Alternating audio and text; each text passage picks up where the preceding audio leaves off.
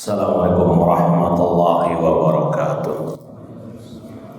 Innal hamdalillah nahmaduhu wa nasta'inuhu wa nastaghfiruh wa na'udzu billahi min syururi anfusina wa min sayyiati a'malina. Man yahdihillahu fala mudhillalah wa man yudlil fala hadiyalah. Ashhadu an la ilaha illallah wahdahu la syarikalah wa ashhadu anna Muhammadan abduhu wa rasuluh. Ya ayyuhalladzina amanu taqullaha haqqa tuqatih wa la tamutunna illa wa antum muslimun. Ya ayyuhan nasu taqu rabbakumul ladzi khalaqakum min nafsin wahidah wa khalaqa minha zawjaha wa batha minhuma rijalan katsiran wa nisaa wattaqullaha alladzi tasaaluna bihi wal arham innallaha kana 'alaikum raqiba. Ya ayyuhalladzina amanu taqullaha wa qulu qawlan sadida yuslih lakum a'malakum wa yaghfir lakum dhunubakum wa may yuti'illaha wa rasulahu faqad faza fawzan 'azima.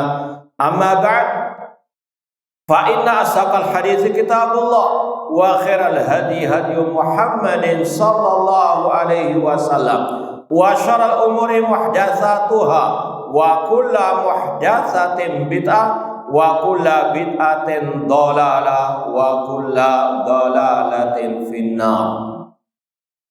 Ma'asal muslimin, ikhwani fillah wa akhwati, bapak-bapak, ibu-ibu, saudara-saudara rahimani wa rahimakumullah. Alhamdulillah, segala puji bagi Allah Subhanahu wa taala yang mempertemukan kita kembali dalam kajian tafsir juz amma oleh Fadilatul Syekh Al-Allamah Abdurrahman bin Nasir As-Sa'di rahimahullahu taala. Semoga Allah Subhanahu wa taala senantiasa menambahkan kepada kita ilmu yang bermanfaat dan al-amal as-saleh. Kita masih dalam pembahasan tafsir surat Al-Humazah, tepatnya pada ayat yang keempat dan seterusnya. Allah berfirman, kalla layunbadzanna fil hutamah. Sekali-kali tidak, prasangka mereka, klaim mereka bahwasanya harta mereka akan mengekalkannya itu tidak benar sama sekali. Kala di sini maknanya lirrajih lizajr, itu terjemahnya tadi sekali-kali tidak. Layun bazanna, sungguh orang tersebut akan dilemparkan. Layun bazanna artinya layutrahanna, dilemparkan, fil hutamah, dalam neraka al-hutamah. Ma'asal muslimin, ikhwani fillah wa akhwat rahimani wa rahimakumullah. Al-hutamah, kata para ulama, salah satu nama dari api neraka. Kalau masih ingat, beberapa saat yang lalu kita lewati salah satu nama lainnya. Ada yang masih ingat?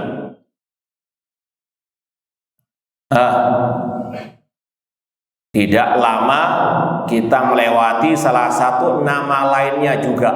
Apa nama lain api neraka yang barusan kita lewati sebelum Al-Hutamah? Ada yang jawab? Jangan bisik-bisik. Bukan. Nah, Al-Hawiyah. Fa'amman khafat mawazinuhu fa'ummuhu hawiyah. Ini sudah kita lewati pada tafsir surat apa? Al-Qari'ah. Nah, Makanya dikatakan oleh Syekh Abdurrahman As-Sa'di, kalau sekedar murajaah sedikit, kata beliau, fa ummuhu hawiyah ay ma'wahu wa maskanuhu an-nar allati min asma'iha al-hawiyah. Tempat tinggalnya adalah api neraka yang di antara nama lainnya adalah al-hawiyah. Kalau mau disebut beberapa nama api neraka sudah kita lewati dari surat yang ada di juz Ammah. Yang pertama Jahannam. Inna jahannama kanat mirsada. Itu nama lain api neraka, Jahannam. Kemudian Al-Jahim. Allah mengatakan wa amma man tagha wa atharal hayata dunya fa innal jahima hiyal ma'wa. Al-Jahim nama lain api neraka. Kemudian tadi Al-Hawiyah dan Al-Hutamah. Adapun dalam surat yang lain ini juga ada di antaranya di antara nama neraka yang Allah sebutkan juga neraka Sakor. Ini dalam surat Al-Mudaththir. Insyaallah akan kita pelajari juga insyaallah taala. Allah mengatakan sauslihi sakor, aku akan memasukkannya ke dalam neraka Sakor. Masalakakum fi sakor. Ini dalam surat Al-Mudaththir. Kemudian juga kata ulama di antara nama lain api neraka ladha. Kala innaha ladha nazza'atal lisyawa. Ini juga dalam surat kalau nggak salah Al-Ma'arij. Nah, juz ke 29. Ya insyaallah kita akan pelajari bersama. Baik, ma'asal muslimin ikhwani fillah wa akhwat rahimani wa rahimakumullah. Kata Asy-Syaikh la yutrahanna, la yunbadanna artinya la yutrahanna, akan dilemparkan fil hutamah. Wa ma adraka mal hutamah. Sama dengan sebelum-sebelumnya kata-kata wa ma adraka dalam Al-Qur'an maknanya untuk apa? Maknanya apa? Lita'zim, untuk mengagungkan. Makanya kata saya di sini ta'zimun laha, untuk mengagungkan api neraka yang namanya Al-Hutamah tadi, agar manusia betul-betul merasa takut. Wa tahwilun li sya'niha. Tsumma fassaraha biqaulihi. Kemudian Allah mentafsirkan langsung apa makna Al-Hutamah, narullahil muqadah, api Allah yang dinyalakan. Artinya api neraka yang Allah jadikan sebagai siksa bagi yang berhak mendapatkannya. Itu dinisbatkan kepada Allah karena Allah mengazab, menyiksa sebagian manusia dengan api tersebut. Al-Muqadah, yang dipanaskan. Allati waquduha an-nasu wal hijarah, yang bahan bakarnya adalah manusia dan bebatuan.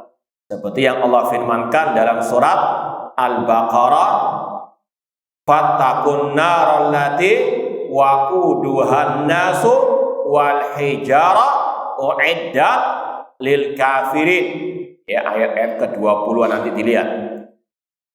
Allah mengatakan takutlah kepada api neraka yang bahan bakarnya adalah manusia dan bebatuan yang Allah sediakan bagi orang-orang yang kafir.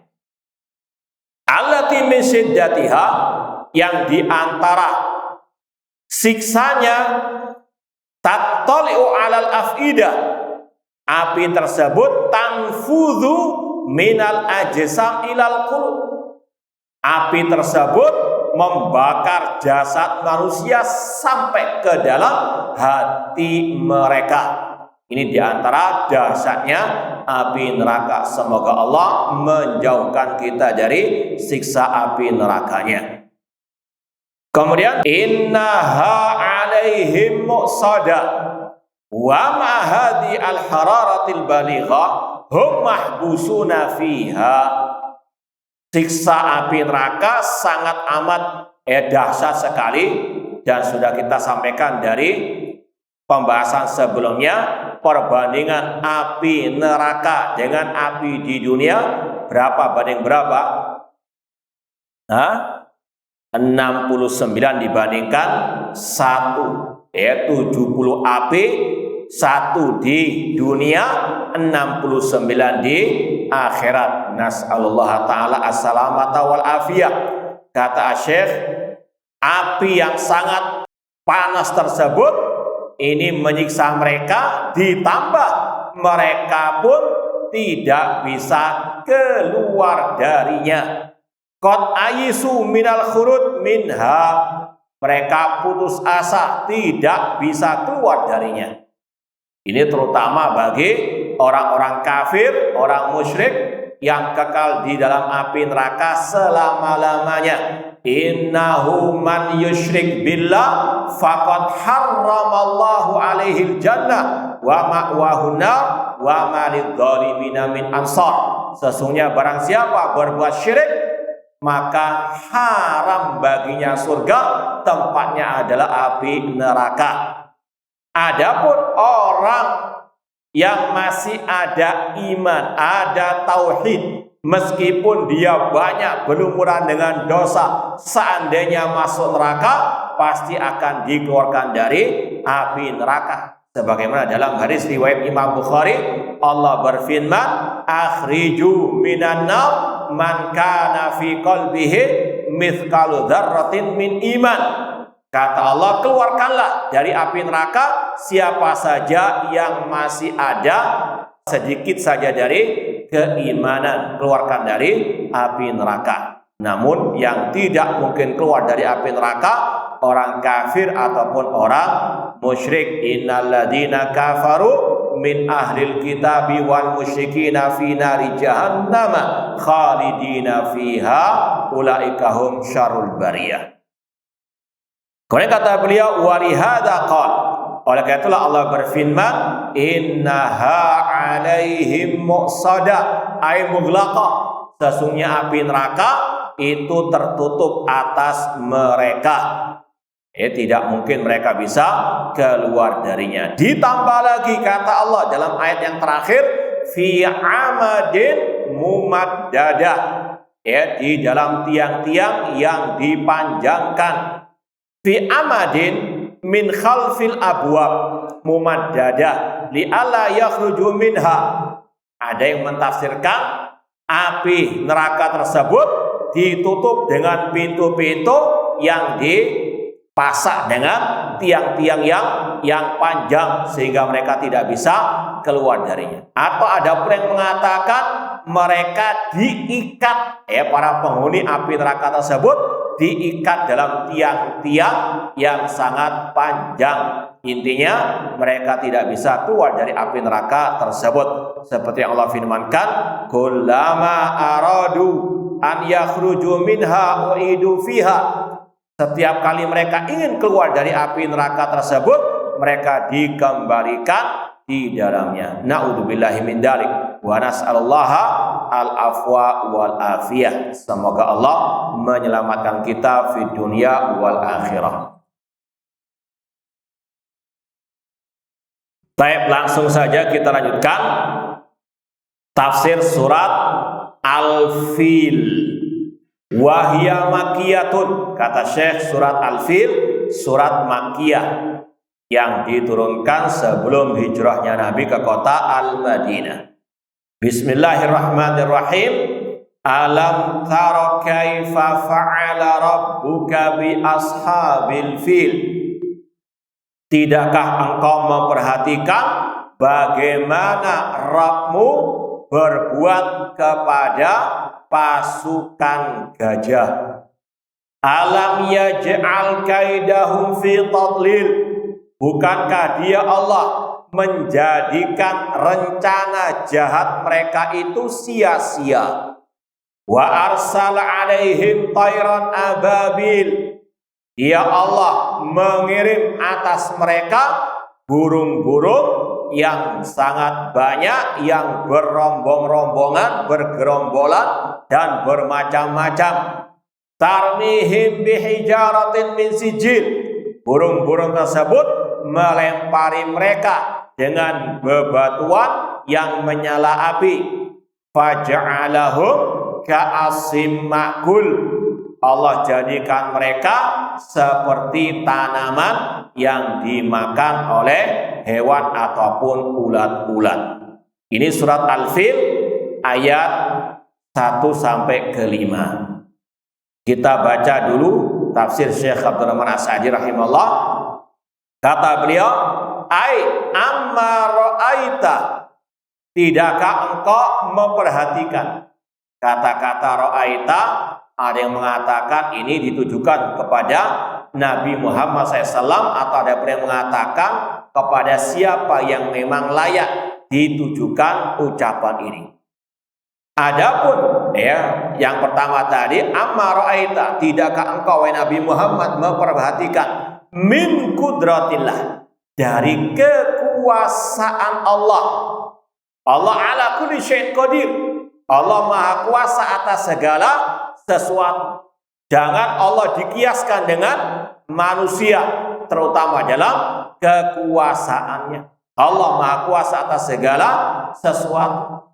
Insya Allah kisah Ashabul Fil ini sudah sangat masyhur. Bahkan mungkin dari TK kita sudah pernah mendengar kisahnya, yaitu ketika Abraha, raja di negeri Yaman yang beragama Nasara, membangun gereja yang diserupakan dengan Ka'bah untuk menyaingi Ka'bah, agar manusia berpaling dari Ka'bah yang ada di Masjidil Haram, yang ada di kota Mekah, untuk mereka pindah ke Ka'bah ala Abraha tadi. Bangsa Arab, bangsa Quraisy yang masih musyrikin pada waktu itu, karena mereka sudah luar biasa pengagungannya kepada Ka'bah, tidak terima dengan kelakuan Abraha, raja di negeri Yaman tersebut. Maka sebagian dari mereka, terutama dari para pemuda-pemuda Quraisy, mereka mendatangi gereja ataupun Ka'bahnya ala Abraha tadi, kemudian mereka mengotorinya. Abraha pun tidak terima, maka dia pun segera menyerbu kota Mekah dan ingin menghancurkan Ka'bah tersebut. Bangsa Arab tidak sanggup melawannya. Ada sebagian yang mencoba melawan, namun dengan secepatnya dihancurkan, dikalahkan oleh Abraha. Namun inilah sekali lagi yang menunjukkan bagaimana Allah ala kulli syai'in qadir. Allah maha kuasa atas segala sesuatu. Bahkan ada kisah yang menarik dari kakeknya Rasulullah SAW, meskipun beliau musyrik, yaitu Abdul Muttalib. Ketika Abraha sudah mendekati kota Mekah, Abraha istilahnya menyita, mengambil unta-unta yang ada di sekitar kota Mekah tersebut. Di antaranya untanya Abdul Muttalib. Dalam riwayat kalau tidak salah 200 unta diambil oleh Abraha. Kemudian Abdul Muttalib mendatangi Abraha. Dia menginginkan agar unta-untanya dikembalikan. Abraha pun heran. Kata Abraha, aku datang ingin menghancurkan tempat yang kalian kultuskan, yang kalian keramatkan, yang kalian agungkan. Tapi kenapa kok inti masih mikir apa? Unta. Ya. Kenapa kok nggak dipertahankan tempat suci kalian? Kok mikiri apa? Unta. Namun ini ucapan Abdul Muttalib sekali lagi meskipun dia musyrik, namun dia masih mengenal Allah. Dan ini yang sudah kita sampaikan dari dahulu, bahwasanya jangan dikira Abu Lahab, Abu Talib, ya demikian pula dengan Abdul Muttalib yang musyrik, dia tidak mengenal Allah. Mengenal Allah, mengenal rububiyah Allah, Allah yang maha kuasa, Allah yang menciptakan, mengatur alam semesta. Apa kata Abdul Muttalib? Ana Rabbul Ibil, aku yang memiliki unta. Walil baiti Rabbun yahmi. Ini intinya, kata Abdul Muttalib, dan Ka'bah itu ada yang punya, yaitu Allah Subhanahu wa taala, dan Allah yang akan menjaga, melindunginya. Dengan keyakinan yang sangat kokoh, dia meyakini Ka'bah itu rumahnya Allah, dan Allah yang akan menjaga, melindunginya. Dan sungguh benar ucapan Abdul Muttalib tersebut. Ya, ketika Abraha sudah mau menyerang kota Mekah, Al-Ka'bah, namun gajah-gajah dalam riwayat dipimpin oleh ketuanya yang namanya Mahmud, ya, gajah yang sangat besar sekali dari Habasyah, dikirim dari Habasyah. Ya, gajah-gajah tersebut ketika disuruh berangkat masuk kota Mekah tidak mau. Dia Allah ala kulli syai'in qadir. Ini semuanya Allah yang menciptakan, Allah yang mengatur, Allah maha kuasa atas segala sesuatu. Ya, dan ini juga mengingatkan kita tentang kekuasaan Allah di akhir zaman kelak, ketika Nabi Isa alaihi salam melawan Ya'juj wa Ma'juj. Ya, setelah Nabi Isa mengalahkan, membunuh Dajjal, kemudian Allah mengeluarkan Ya'juj wa Ma'juj, dua kabilah manusia yang sangat perkasa, yang sangat kuat, yang sangat kejam, yang sangat bengis. Mereka menumpahkan darah manusia di atas muka bumi ini.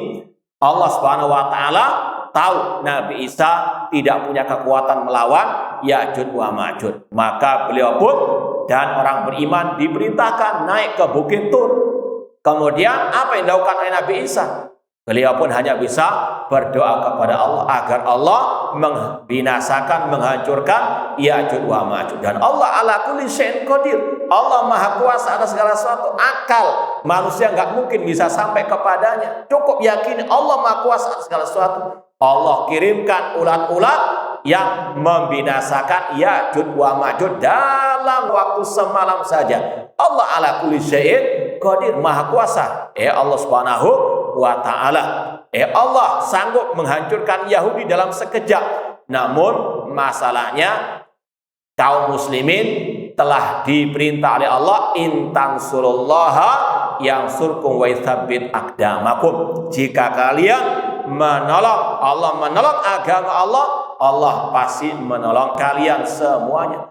Ada hukum sebab akibat dulu. Maka sekali lagi kita wajib meyakini Allah maha kuasa atas segala sesuatu. Maka kewajiban kita berusaha berdoa kepada Allah Subhanahu wa taala dengan yang diajarkan oleh Allah dan Rasul sallallahu alaihi wasallam. Dan dalam kisah Nabi Isa tadi terdapat fikih jihad, bahwasanya kaum muslimin ketika masih lemah imannya, lemah akidahnya, lemah kekuatan militernya, maka tidak ada kewajiban menghunuskan senjata melawan orang-orang kafir tersebut. Sebagaimana juga Rasul ketika di kota Mekah tidak sanggup menghadapi kaum musyrikin jahiliyah, tidak ada jihad dengan senjata. Yang ada jihad dengan dakwah kepada at-tauhid, kepada sunnah Rasul SAW. Allah berfirman, wala tuti'il kafirin wajahidhum bihi jihadan kabira. Jangan kalian mentaati orang-orang kafir dan berjihadlah melawan mereka bihi, dengannya. Kata Abdullah bin Abbas, ai bil Quran, berjihadlah melawan orang kafir dengan Al-Quran. Ini ketika kaum muslimin dalam keadaan lemah. Intinya Allah ala kulli syai'in qadir. Allah maha kuasa atas segala sesuatu. Namun ketika sekarang kaum muslimin kenapa kok masih dijajah, ditindas di mana-mana? Karena tadi Allah memberikan syarat kalau orang beriman betul-betul menolong agama Allah dengan mempelajarinya, mengamalkannya dengan ikhlas, ittiba kepada sunnah Rasulullah SAW, pasti pertolongan Allah akan datang. Sallallahu alaikum dullan la yanzu hatta tarju ila dinikum. Allah menimpakan kehinaan atas kalian dan tidak akan Allah cabut sampai kalian kembali kepada agama kalian, agama Islam ala Rasulullah alaihi wasallam. Baik. Kemudian kata Syekh tadi, amma ra'aita min qudratillah, tidakkah engkau memperhatikan bagaimana kekuasaan Allah, Allah kulli syai'in qadir, wa azimi sya'ni, dan keagungan perkaranya, wa rahmatihi bi ibadihi, dan kasih sayang Allah kepada hamba-hambanya, wa adillati tauhidihi, dan ini menunjukkan tentang keesaan Allah, Allah yang mengatur semuanya. Kalau kita sudah tahu Allah yang mengatur alam semesta, Allah Maha Kuasa atas segala sesuatu, maka konsekuensinya beribadah hanya kepada Allah, bersyukur kepada Allah Subhanahu wa Ta'ala. Seperti tadi, Abu Thalib paham dia Allah yang akan melindungi, cuma perkaranya dia tidak mensyukuri nikmat Allah tersebut dengan mengesahkannya dalam al-ibadah. Wasidqi rasulihi Muhammadin sallallahu alaihi wasallam ma fa'alahu Allah bi ashabil fil. Dan ini juga menunjukkan tentang kebenaran Nabi kita Muhammad sallallahu alaihi wasallam yang dilahirkan di atas muka bumi di tahun tersebut. Dan kata sebagian para ulama, orang musyrikin, mereka lebih istilahnya jelek dibandingkan orang An-Nasara. Namun, kenapa mereka yang dijaga daripada Abraha tadi? Padahal mereka orang Nasara lebih dekat kepada Islam daripada orang musyrikin penyembah berhala tersebut. Ini bukan kata ulama, bukan Allah melindungi, menjaga, membela orang musyrikin, tidak. Namun tadi agar Allah menunjukkan kepada manusia tentang kemuliaan Nabi yang akan terlahir di kota Mekah, yang akan mengeluarkan manusia dari kegelapan syirik kepada cahaya at-tauhid. Ini intinya untuk memuliakan Nabi Shallallahu Alaihi Wasallam yang akan tadi menyeru manusia kepada at-tauhid dan as-sunnah. Alladzina kadu baitahu al-haram, tentara gajah, mereka ini membuat rencana jahat terhadap rumah Allah Al-Ka'bah yang ada di Masjidil Al-Haram di kota Mekah. Dan ini yang sering kita sampaikan, wa makaru wa makarallah. Mereka membuat makar, Allah balas makar mereka. Allah ala kulli syai'in qadir. Allah yumhil wala yuhmil. Terkadang Allah memberikan kepada mereka waktu, memberikan tenggang waktu, diulur oleh Allah Subhanahu wa Ta'ala. Namun pasti suatu saat azab akan datang kalau mereka membuat makar kepada agama Allah, kepada tauhidullah, kepada dakwah kepada tauhid dan sunnah Rasulullah sallallahu alaihi wasallam.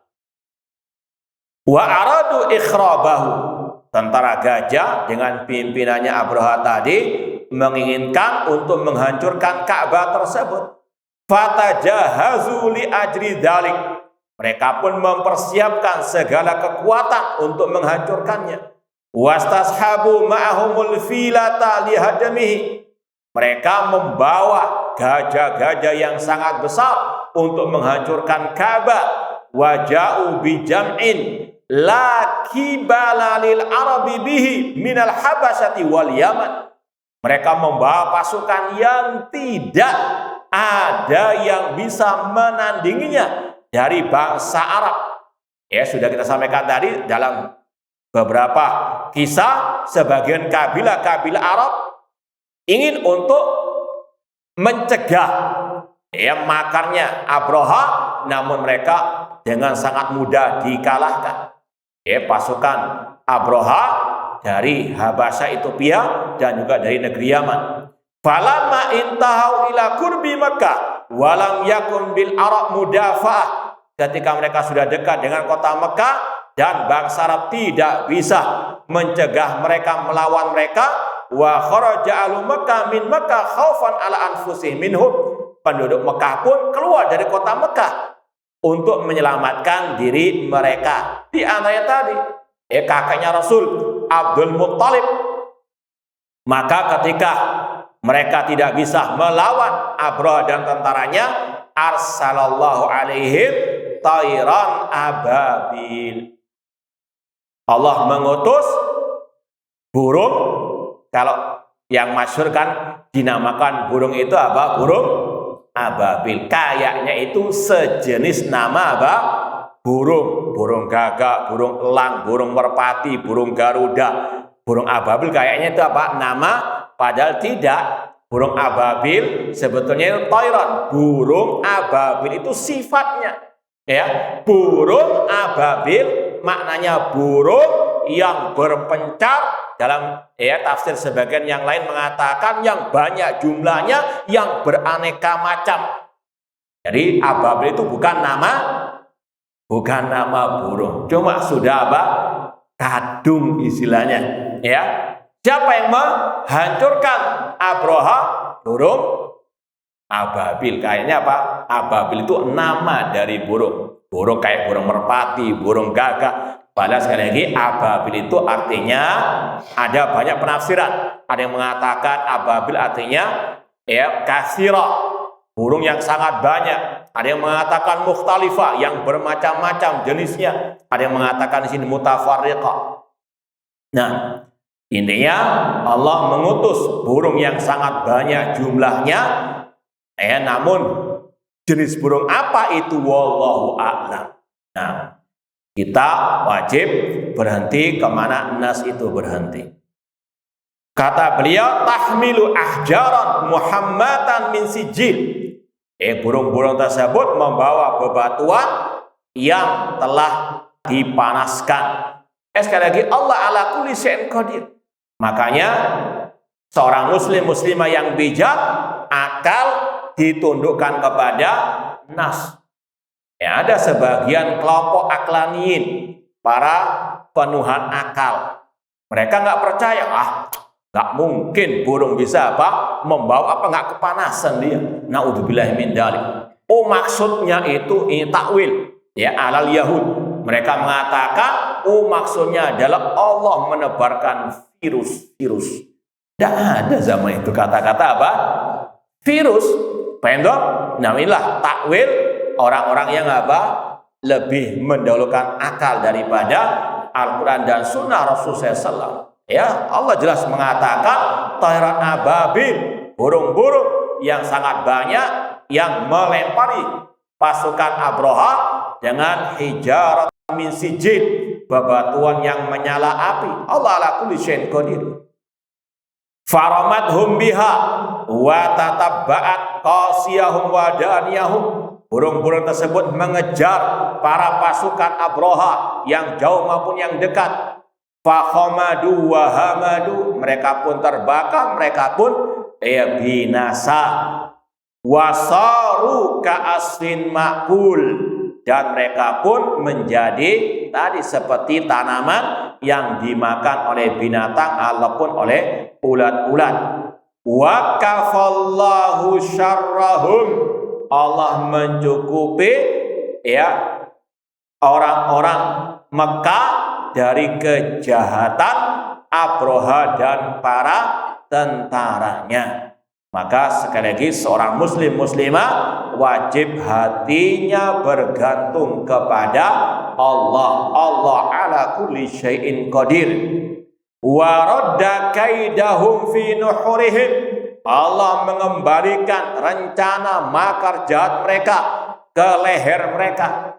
Sebagaimana Allah mengatakan, innahum yakiduna kaida wa akidu kaida. Mereka membuat rencana jahat, maka kami, kata Allah, balas rencana jahat mereka. Allah ala kulli syai'in qadir. Wa qissatuhum ma'rufatun masyhurah. Kisah Abraha sangat ma'ruf, sangat masyhur. Bahkan kalau antum baca tafsir Ibnu Katsir, beliau panjang lebar menceritakan kisah, namun ringkasnya sudah kita sampaikan tadi. Demikian pula dalam kitab beliau yang lain, Al-Bidayah wa Nihayah, ya, Imam Ibnu Katsir ceritakan dalam kitab-kitab tersebut. Wa kana tilka sana allati wulida fiha Rasul sallallahu alaihi wasallam. Itulah tahun di mana Rasul dilahirkan. Ya, seperti yang sudah kita sampaikan tadi, Allah Subhanahu wa taala ketika menurunkan pasukan dari burung-burung tersebut bukan berarti membela orang musyrikin, tidak, namun Allah ingin apa? Tadi memuliakan nabi yang akan dilahirkan di kota Mekah tersebut, yang akan memulai dakwah kepada at-tauhid, kepada as-sunnah. Fasarat min jumlati irhasati dakwatihi, dan itu akan menjadi sesuatu yang istimewa, yang luar biasa, semisal dengan mukjizat Nabi SAW yang akan menunjukkan tadi dakwah beliau. Ini yang paling utama, bahwasanya di kota Mekah itulah akan terpancar dakwah tauhid yang sekali lagi diutusnya Nabi yang terakhir, Nabi yang paling mulia, Nabi Muhammad SAW, untuk mengeluarkan manusia dari kegelapan syirik kepada cahaya at-tauhid wa adillati risalatihi falillahil hamdu wasyukru. Dan bagi Allah segala puji dan kewajiban manusia hanya bersyukur kepada Allah Subhanahu wa ta'ala. Baik, ma'asal muslimin, ikhwani fillah wa akhwat rahimani wa rahimakumullah. Jadi kesimpulannya yang pertama tadi, bahwasanya Allah Maha Kuasa atas segala sesuatu. Kewajiban hamba bertawakal hanya kepada Allah. Wa tawakkal 'alal hayyil ladzi la yamut. Bertawakallah kepada Allah, zat yang maha hidup, yang tidak akan pernah mati. Dan ini juga berkaitan dengan kehidupan kita sehari-hari. Mungkin terkadang orang itu nggak punya modal untuk berdagang, tapi dengan keuletannya, dengan apa, dia banyak bertawakal, berdoa kepada Allah, bisa jadi apa? Berhasil usaha yang dia rasa tidak mungkin untuk bisa berhasil. Demikian pula para penuntut ilmu, terkadang dari awal mungkin susah, belajarnya susah, menghafal, namun dengan usaha, dengan dia banyak berdoa, Allah jadikan apa? Mungkin hufaz, jadikan orang yang alim dan seterusnya, dan banyak contoh-contoh yang lain. Intinya harus ada usaha yang maksimal. Ihris ala ma yanfa'uka wasta'in billah. Bersemangatlah dalam menggapai yang bermanfaat dan minta tolong kepada Allah. Jangan pernah putus asa. Allah ala kulli syai'in qadir. Demikian pula dalam berdakwah, yang penting ikut cara dakwah Rasulullah SAW. Ada yang ikut, ada yang enggak ikut. Tawakal kepada Allah, namun yakini intan surallaha yang surkum wa yuthabbit aqdamakum. Jika kalian menolong agama Allah, Allah pasti akan menolong kalian. Semoga Allah memberikan pertolongannya kepada kita semuanya di dunia wal akhirah. Kurang lebihnya mohon maaf. Wa jazakumullahu khairan. Aqulu qouli hadza wa akhiru da'wana anil hamdulillahi rabbil alamin. Wassalamualaikum warahmatullahi wabarakatuh.